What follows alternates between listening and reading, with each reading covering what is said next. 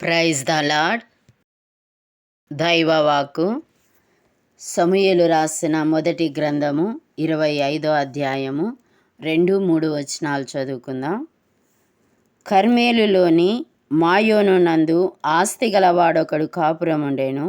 అతడు బహుభాగ్యవంతుడు. అతనికి 3000 గొర్రెలను 1000 మేకలను ఉండెను. అతడు కర్మేలులో తన గొర్రెల బొచ్చు కత్తిరించుటకై పోయి ఉండెను. అతని పేరు నాబాలు, అతని భార్య పేరు అబీగయీలు. ఈ స్త్రీ సుబుద్ధి గలది అయి రూపసి అయి ఉండెను. అయితే చర్యలను బట్టి చూడగా నాబాలు మోటువాడును దుర్మార్గుడునై ఉండెను. అతడు కాలేబు సంతతివాడు. ఈ అధ్యాయం అంతా చదివితే మనకు 3 వ్యక్తులు కనిపిస్తారు. వారు నాబాలు, అబీగయీలు, దావీదు. దావీదు యేసుక్రీస్తుకు సాదృశ్యముగా ఉన్నాడు. అబీగయీలు సంఘమునకు సాదృశ్యముగా కనిపిస్తారు. నాబాలు ధర్మశాస్త్రమునకు సాదృశ్యముగా ఉన్నాడు. వీటిని గూర్చి చివరిలో వివరిస్తాను. చదవబడిన వాక్యంలో సాంవత్సరిక పండుగకు నాబాలు గొప్ప విందు ఏర్పాటు చేశాడు. అతడు ఆస్తి గలవాడు, భాగ్యవంతుడు. 3000 గొర్రెలు, 1000 మేకలు అతనికి ఉన్నాయి. కానాను దేశ నాగరికత ప్రకారము గొర్రెల బొచ్చు కత్తిరించడము అతి ప్రాముఖ్యమైన వృత్తి. ఉన్ని చాలా ఖరీదైన వస్తువు. ఉన్ని కత్తిరించే పని పూర్తి అయిన తదుపరి పని వాళ్ళందరికీ విందు ఏర్పాటు చేశాడు. నాబాలు గొప్పవాడైన కాలేబు వారసుడు. దైవ భయము, ముందు చూపు, ధైర్య సాహసాల్లో దిట్టైన కాలేబు బుద్ధులు నాబాలులో కనబడవు. నాబాలు అనే పేరుకు వెర్రివాడు అని అర్థం. ఒక మాటలో చెప్పాలంటే ఇతడు మోటువాడు, దుర్మార్గుడు, దుష్టుడు, బుద్ధిహీనుడు, కఠినాత్ముడు, నిర్నీతికముగా మాట్లాడే అవివేకి. ఇలాంటి వాడి భార్య అబీగయీలు. ఈ స్త్రీ సుబుద్ధి గలది అయి రూపసి అయి ఉండెను అని వ్రాయబడి ఉన్నది. అబీగయీలు అంటే ఆనందానికి తండ్రి అని అర్థం. ఈమె దేవుని ఆనందింపచేసేది కాబట్టి పరిశుద్ధాత్మ దేవుడు మొదటిగా ఆమె సుబుద్ధి అంటే ఆమె హృదయమును గూర్చి, తరువాత రూపసి అంటే ఆమె పైరూపమును గూర్చి చెప్పాడు. అంటే అబీగయీలు బయట మాత్రమే కాదు, లోపల కూడా అందంగా ఉంది. లోపల బయట చాలా అందమైనటువంటి స్త్రీ అబీగయీలు. మనమైతే బయటికి భక్తిపరులుగా లోపల ఈర్ష్యపడే వారంగా ఉంటాం. మన హృదయ ఆలోచనలు ఏ విధంగా ఉన్నాయో మనలను మనము పరీక్షించుకుందాం. దావీదు తన పనివారంతో కూడా సౌలు యొద్ద నుండి పారిపోయిన సమయంలో కర్మేలు ప్రాంతంలో దాగి ఉండెను. దావీదు అచ్చట నుండగా తన వారును ఇతరులను నాబాలు మందలకు ఏ హాని అయినను చేయకుండా దావీదు వాటిని కాపాడినాడు. గొర్రెల బొచ్చు కత్తిరించు పండుగ కాలమందు దావీదు తన పనికై బహుమానమును అడుగుటకు తన పనివారిలో 10 మందిని నాబాలు నొద్దకు పంపినాడు. దావీదు కోరిన సహాయము సర్వసాధారణమైనది. అతడు నాబాలును దీనంగా అర్థించినాడు. కుమారుడు తండ్రిని అడిగినట్లుగా దావీదు నాబాలును అడిగినాడు. ఇంత దీనంగా దావీదు నాబాలును సంప్రదించిన నాబాలు మాత్రము చాలా కఠినంగా అవమానించే విధానంలో ఈ దావీదు ఎవడు, యెషయి కుమారుడు ఎవడు? ఈ రోజుల్లో అనేక మంది సేవకులు తమ యజమానుల దగ్గర నుండి పారిపోతున్నారు.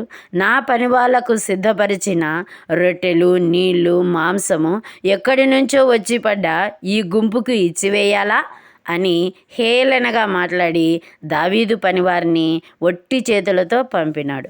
నాబాలు చేసిన అవమానానికి పగ సాధించేందుకు దావీదు 400 మంది సైనికులతో, మీరంతా ఖడ్గాలు ధరించుకోండి, నాబాలు ఇంట్లో మగవాడెవ్వడూ ప్రాణాలతో ఉండకూడదు, రేపు ఉదయానికల్లా మొత్తాన్ని నాశనం చేద్దాం అని ఆ గొల్లవాడి ఇంటికి దావీదు బయలుదేరినాడు.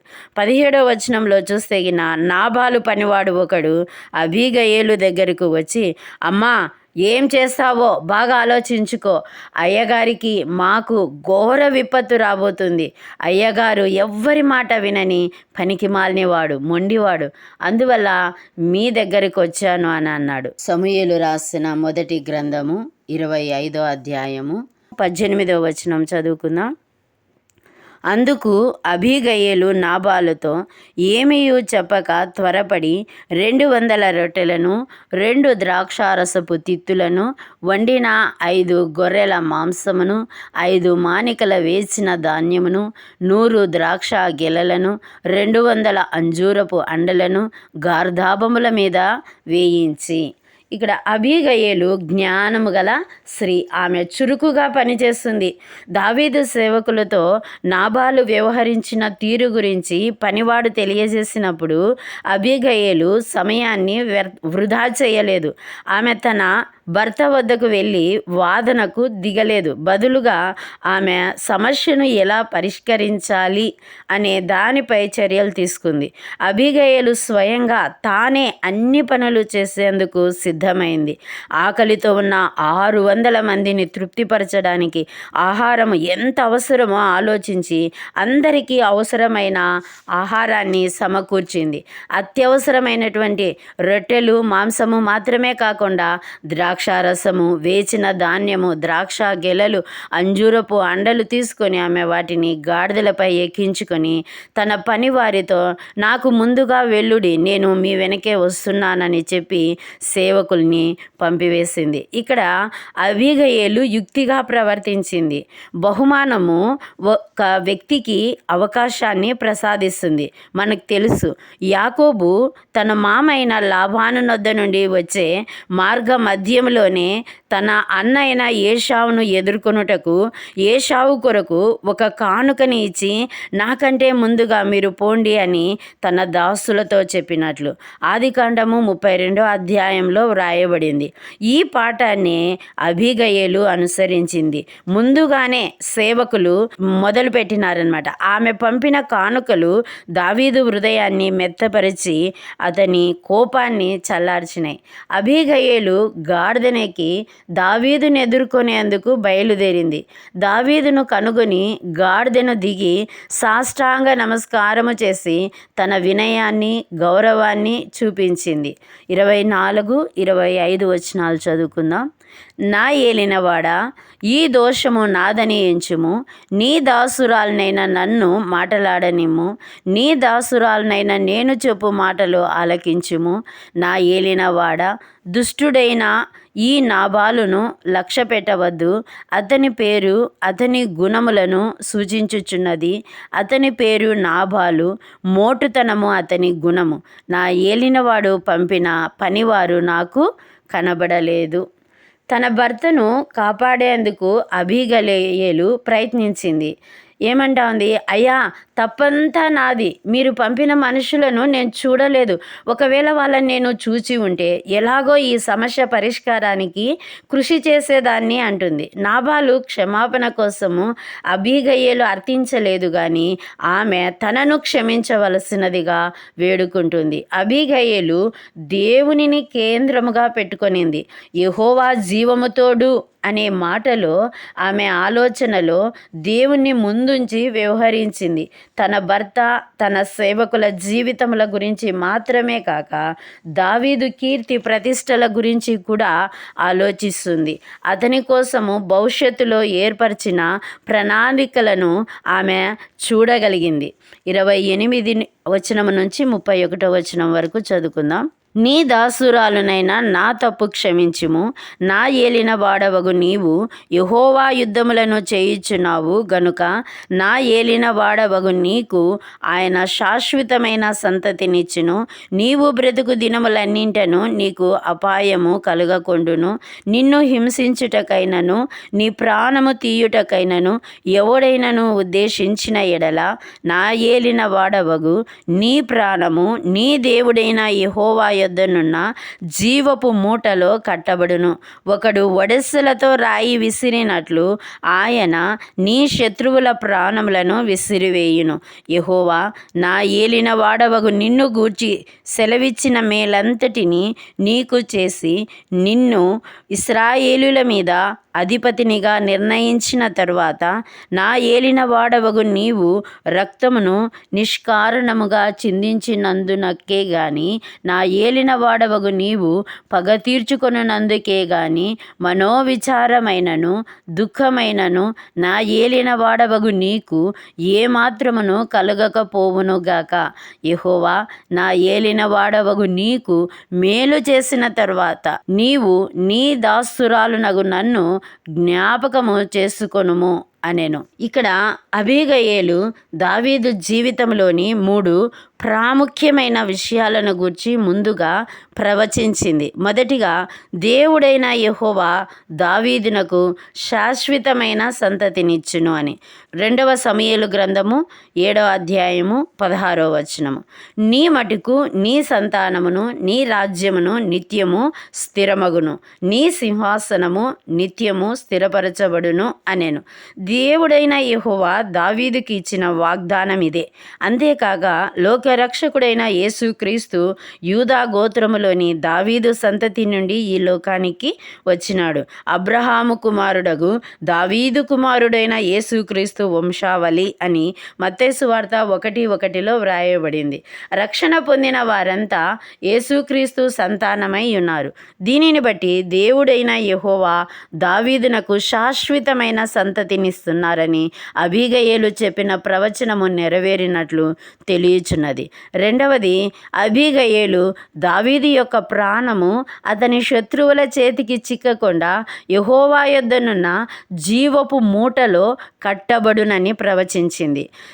మనం మొదటి దినవృత్తాంతాలలో చూస్తే అక్కడ దావీదు గురించి వ్రాయబడింది. దావీదు అనేక యుద్ధాలు చేసి జయం పొంది దేవుని మందిర నిర్మాణం కొరకు 2 లక్షల మనుగుల బంగారమును 10 కోట్ల మనుగుల వెండిని తూచసఖ్యం కాని విస్తారమైన ఇత్తడిని ఇనుమును రాణులను రాళ్లను సమకూర్చుకొని నిండు వృద్ధాప్యంలో మరణించినాడు. అబీగయేలు ప్రవచించినట్లు దేవుడైన యెహోవా అతని శత్రువుల చేతికి అతని ప్రాణమును అప్పగింపలేదు.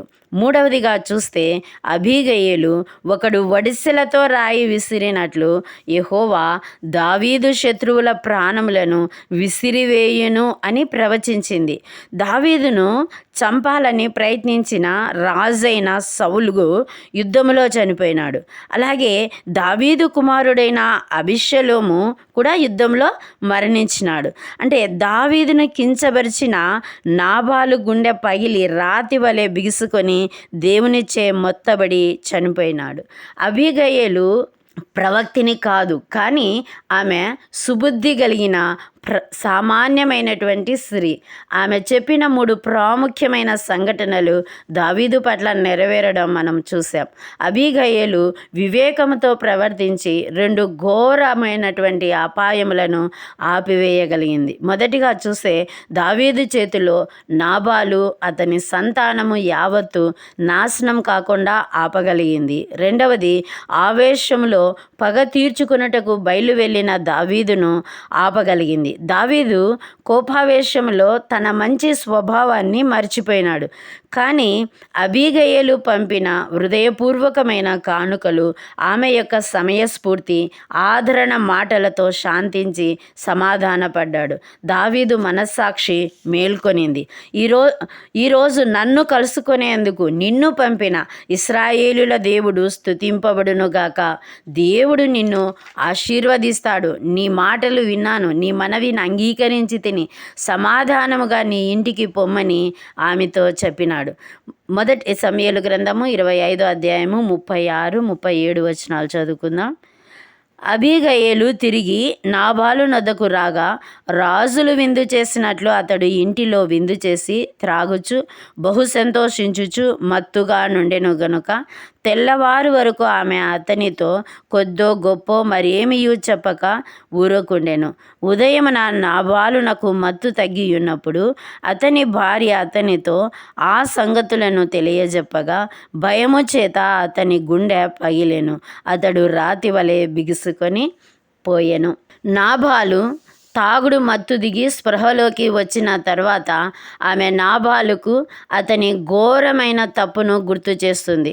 ఆ మాటలతో నాబాలు భయాందోళనకు గురవుతాడు. దేవుడు 10 రోజుల్లో చావు దెబ్బ కొట్టేశాడు. నాబాలు మరణముతో వైధవ్యపు వస్త్రములను ధరించిన అబీగయేలును దావీదు వివాహము చేసుకున్నాడు. అబీగయేలు దైవికమైన స్త్రీ, ధనవంతురాలు, సజీవ దేవుని మాటలతో నిండిన జ్ఞానము గల స్త్రీ, సమయస్ఫూర్తి గల స్త్రీ, సహనము గల స్త్రీ, పట్టుదల గల స్త్రీ, వినయము గల స్త్రీ, తన కుటుంబ వ్యవహారాలను, తన క్రింద పనిచేసే వారిని, ప్రజల క్షేమమును కోరుకునే స్త్రీ. మనలో ఎంతమంది జ్ఞానము, ఓర్పు, సౌమ్యత, దయ, ప్రేమ, ప్రభువు పట్ల భయభక్తులు కలిగి ఉన్నాం? సామెతల గ్రంథంలో చెప్పినట్లు ఆమె తన ఇంటి వారి నడతలను బాగుగా కనిపెట్టును అని ఉంది. అన్నట్లుగా మనము మన కుటుంబాలలో ఉన్న వారి నడతలను, ప్రవర్తనలను ఎంతమంది మనం కనిపెడుతున్నాం? వారి క్షేమం కోసము దేవుని సన్నిధిలో అబీగయేలు వలె సాష్టాంగపడి ప్రార్థిస్తున్నామా? మనలో ఎంతమంది పేదవారి అవసరాలను, ఇతరుల క్షేమమును కోరుకుంటున్నాం? ఒక్కసారి మనల్ని మనము పరీక్షించుకుందాం. నాబాలు ధర్మశాస్త్రమునకు సాదృశ్యము అనుకున్నాం కదా. దావీదు సౌలు దగ్గర నుంచి పారిపోయినాడు అని నాబాలుకు తెలుసు. నాబాలు సౌలును తన రాజుగా భావించి అతని పట్ల విధేయుడై నేను ధర్మశాస్త్రమును పాటిస్తున్నాను అని అనుకుంటున్నాడు. అయితే 10 ఆజ్ఞల్లో ఒక ఆజ్ఞ తప్పిపోయినా ధర్మశాస్త్రంలో తప్పిపోతాం. అలాగే నాబాలు తప్పిపోయి ఉన్నాడు. మన భాషలో నామకార్థపు క్రైస్తవుడుగా ఉన్నాడు. సౌలు దగ్గర నుంచి దావీదు ప్రాణ భయంతో పారిపోయి ఆదుల్లాము గుహలో ఉన్నప్పుడు అతని దగ్గరకు అతని సహోదరులు, ఇబ్బందుల్లో ఉన్నవారు, అప్పుల్లో ఉన్నవారు, అసమాధానముతో ఉన్నవారు దావీదు దగ్గరకు వచ్చినారు. నేనే ప్రాణభయంతో కష్టాల్లో ఉన్నాను, నా దగ్గరకు మీరు ఎందుకు వచ్చినారు అని వారిని దావీదు త్రోసివేయలేదు, వారిని చేర్చుకున్నాడు. యేసుక్రీస్తు ప్రభువు కూడా అనేక అవమానములు, శ్రమలు పొందినప్పటికీ ప్రయాసపడి భారం మోయిచున్న సమస్త జనులారా నా యొద్దకు రండి అంటున్నాడు. యేసుక్రీస్తు ప్రభువు ప్రజలందరి రక్షణ కొరకు ప్రాణం పెట్టినాడు. పెళ్లి కుమారునిగా మళ్ళీ రానయ్యున్నాడు. నీవు సిద్ధపడ్డావా? అబీగయేలు తన భర్తకు లోబడింది, తనను ప్రేమించింది. ఆమె ఎన్నో కష్టాలు ఎదుర్కొన్న ధర్మశాస్త్రపరంగా జీవించింది. అదే సమయంలో దేవుని యందు భయభక్తులు కలిగి జీవించింది. దావీదు యొక్క ఇష్టాలు, ఆయన ఏమై ఉన్నాడో గ్రహించి ఆయనను సమాధానపరచడానికి ప్రయత్నం చేసి విజయం సాధించింది. నాబాలు లాంటి ధర్మశాస్త్రం నుండి విడుదల పొంది యేసుక్రీస్తు లాంటి దావీదును వివాహము చేసుకొనింది. నిజమైన క్రైస్తవురాలుగా జీవించింది. మనము నాబాలులాగా ఉన్నామా? అబీగయేలులాగా ఉన్నామా? మనల్ని మనము పరీక్షించుకుందాం. దావీదుకు అవసరమైనవి అబీగయేలు తీసుకొని వెళ్ళింది. మరి యేసుక్రీస్తుకు అవసరమైనవి ఏవో నీకు తెలుసా? ఎటువంటి ఆదరణకు నోచుకోక చిరత్కారానికి గురై భారభరితమైన జీవితాన్ని నీవు జీవిస్తూ ఉంటే వరుడు యేసు నిన్ను పిలుస్తున్నాడు.